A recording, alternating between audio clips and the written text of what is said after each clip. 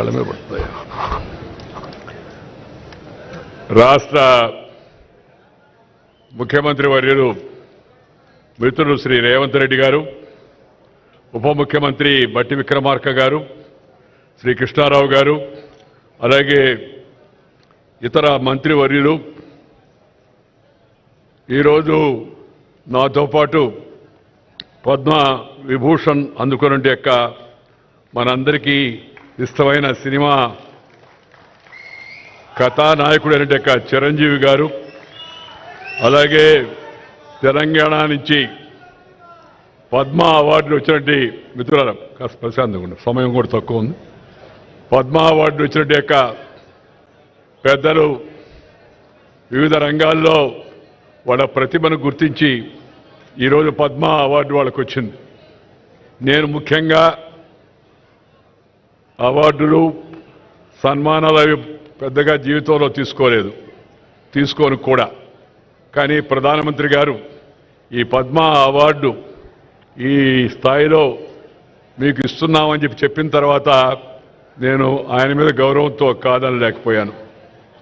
ఒక సామాన్య రైతు కుటుంబంలో పుట్టి 4 కిలోమీటర్లు నడిచి స్కూలుకు వెళ్ళి తెలుగు మీడియంలో చదువుకొని అంచెలంచెలుగా ఆ స్థాయికి వెళ్ళిన నాకు కేంద్ర ప్రభుత్వం ఆ గౌరవాన్ని ఇచ్చింది అవుతుందో దానికి నేను కేంద్ర ప్రభుత్వానికి ధన్యవాదాలు చెప్తున్నా. వినమ్రంగా ఆ అవార్డును స్వీకరిస్తున్నానని చెప్పాను ఆ రోజు.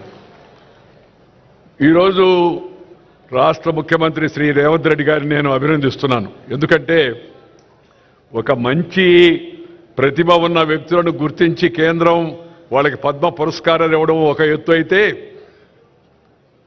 అలాంటి పురస్కారాలు అందుకున్న వారిని, మన తెలుగు వారిని ఈ రాష్ట్రంలో పిలిచి సన్మానించాలని చెప్పని అనుకోవడం అవుతుందో ఇది మంచి సాంప్రదాయం అని చెప్పని నేను భావిస్తున్నా. సాంప్రదాయానికి నాంది పలికిన రేవంత్ రెడ్డి గారిని హృదయపూర్వకంగా అభినందిస్తున్నా.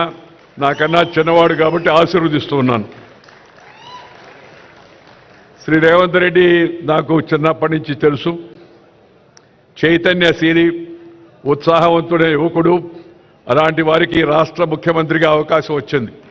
ఆయన హయాంలో మరిన్ని మంచి పనులు జరగాలని, తెలంగాణ యొక్క సర్వతోముఖ అభివృద్ధికి ఆయన పూర్తిగా కృషి చేస్తారని నమ్మకం నాకుంది. దానికి ప్రజల యొక్క ఆశీస్సులు కూడా ఉంటాయని చెప్పని నేను భావిస్తూ ఉన్నాను.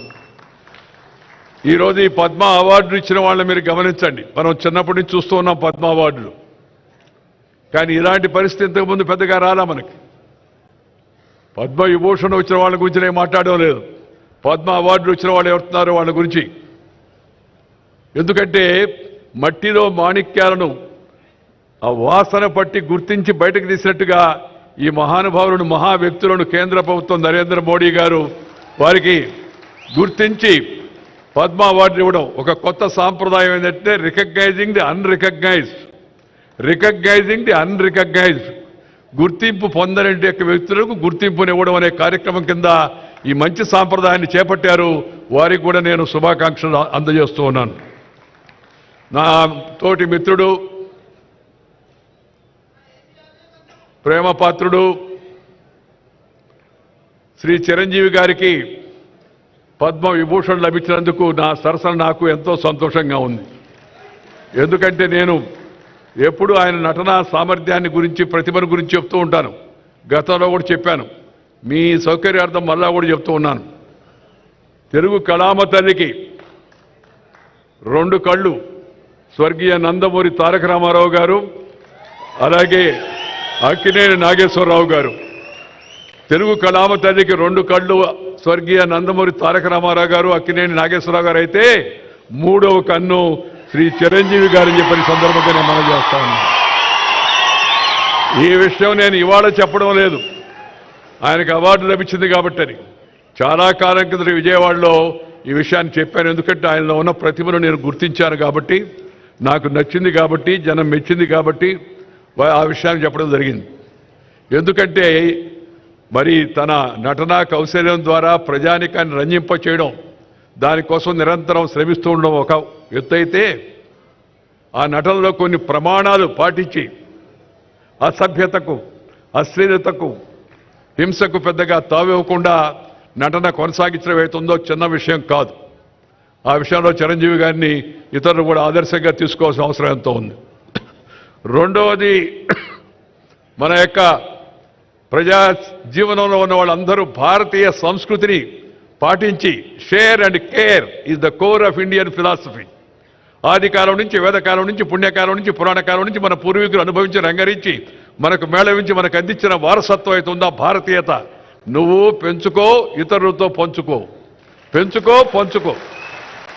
ఈ షేర్ అండ్ కేర్ అనేది మన పెద్దలు మనకు అందించినట్టు పెద్ద గొప్ప నానుడి. దాన్ని వారు జీవితంలో ఆచరిస్తూ పెద్ద నటుడుగా పేరు వచ్చినా, రాజకీయాల్లో అవకాశం వచ్చి పైకి వెళ్ళినా, మరి కింద జనానికి, సామాన్య జనానికి మేలు చేయాలనే ఉద్దేశంతో ఆ బ్లడ్ బ్యాంక్ కార్యక్రమాన్ని చేపట్టి దాన్ని కరోనా సమయం ఆ తర్వాత కూడా నిరంతరం కొనసాగించడం అవుతుందో ఇది చాలా చాలా అభినందించిన విషయం అని మీ అందరూ కూడా మనం చేస్తున్నాను.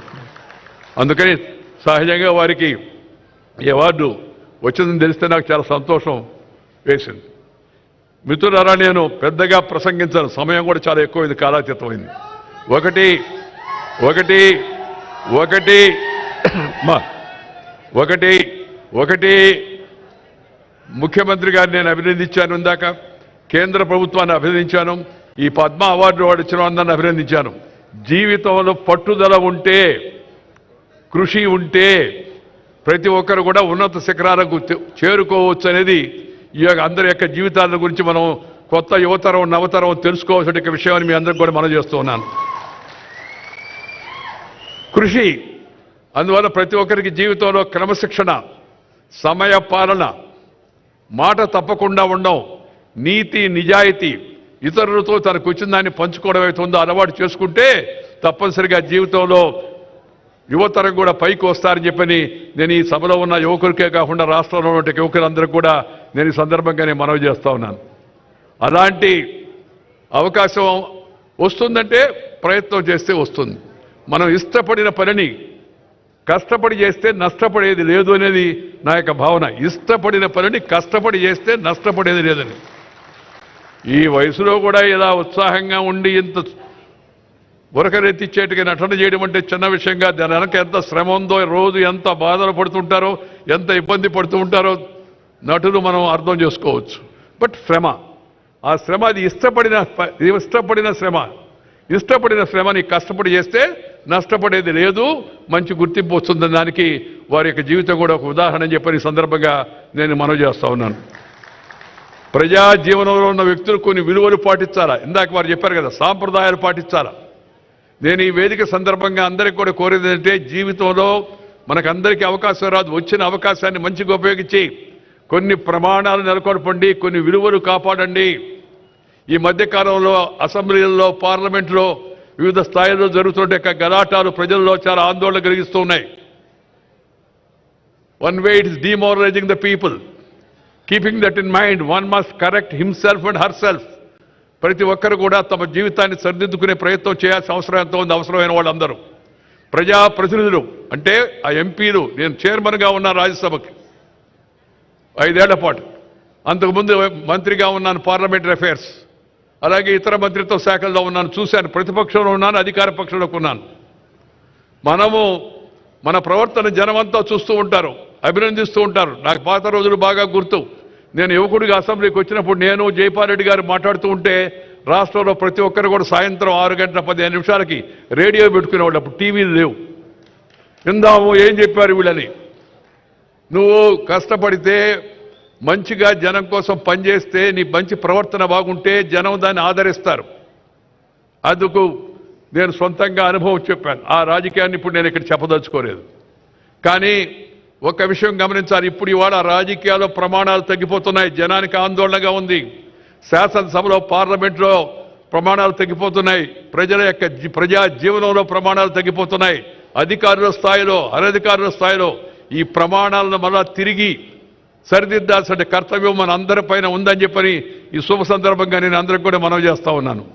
ఆ మధ్య కొందరు అడిగారు ఒక మీటింగ్లో నన్ను, సోదరీమణులు, సార్ భలే భయంకరంగా ఉంది సార్ పరిస్థితి, ఏముందమ్మా అంటే, అది వినాలంటేనే మీరు టీవీ పెడితే, రేడియో పెడితే చూద్దామంటే అది పెడితే ఆ మాటలు బూతులు మాట్లాడుతూ ఉన్నారు సార్ ఎమ్మెల్యేలు అని చెప్పని.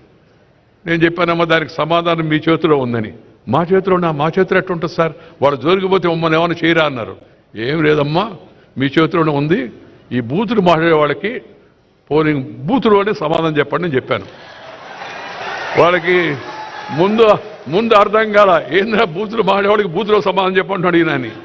పోలింగ్ బూత్లో లోపలికి వెళ్ళి గుడ్డ ముసుగేసి ఉంటుంది, లోపల బటన్ నొక్కితే ఫినిష్ అయిపోద్ది కార్యక్రమం.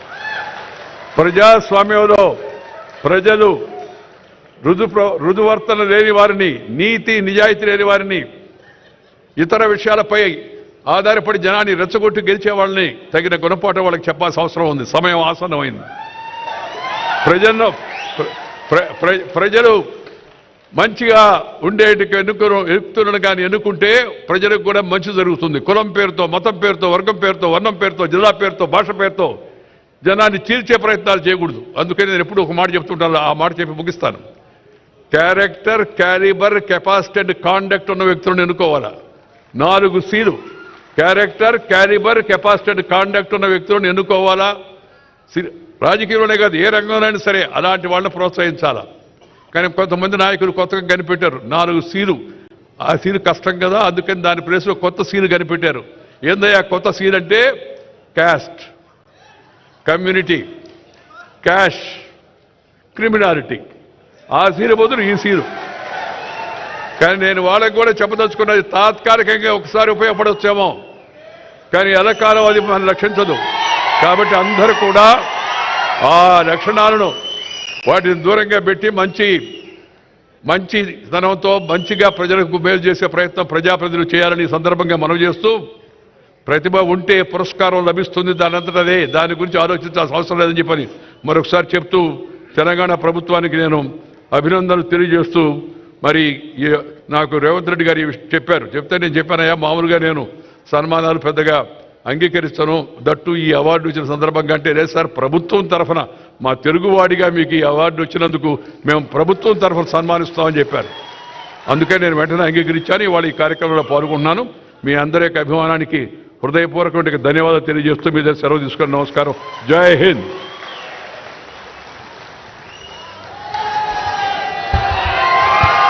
ఆంధ్ర నిఘంటువు గౌరవనీయులు వెంకయ్యనాయుడు గారు ఇంగ్లీష్ డిక్షనరీ జయపాల్ రెడ్డి గారిని కూడా గుర్చేశారు వేదిక పైన.